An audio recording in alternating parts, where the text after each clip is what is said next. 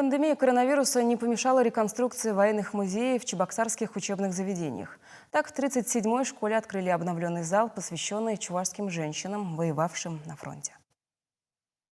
Молодые, спортивные и боевые. В 1942 году 500 девушек из Чувашии ушли на фронт. Все они сражались в 101-м отдельном батальоне воздушного наблюдения, оповещения и связи. После войны связь между однополчанами оборвалась. Однако спустя время самые активные зенитчицы начали искать сослуживец через объявления в газетах. И нашли. В 70-м впервые прошла массовая встреча, а после боевые подруги виделись каждые 5 лет 9 мая.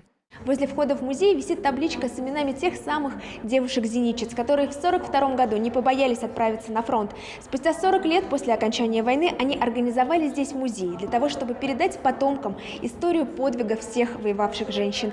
Ну а с правой стороны висит табличка с именами людей, которые занимались уже в 2020 году реконструкцией этого музея.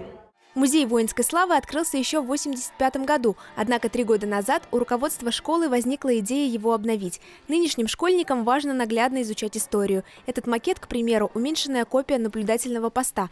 Примерно вот так зенитчицы выслеживали врага.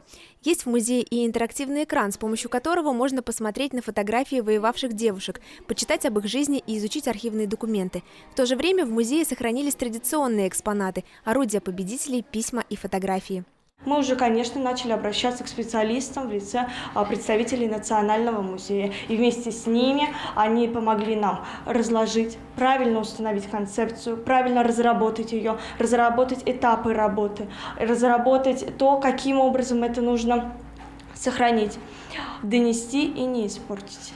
В период пандемии коронавируса у детей нет возможности лично посетить музей. Однако это можно сделать онлайн, причем не только ученикам 37-й школы. 27 школьных музеев на сегодняшний момент в ежедневном формате проводят виртуальные экскурсии. Наши школьники могут посмотреть, например, музей Рихарда Зорки в 3-й школе, Олега Беспалова в 7-й школе и другие музеи воинской славы для того, чтобы еще раз посмотреть, насколько экспозиции видоизменились. Да, наши учителя переустроились, наши экскурсоводы перестроились для того, чтобы информацию доводить для наших школьников непосредственно. В честь юбилейной даты многие школы города вывесят над зданиями копии знамен Победы, чтобы еще раз почтить подвиг всех героев войны. Татьяна Самсонова, Владимир Синдеев, Вести Чебоксары.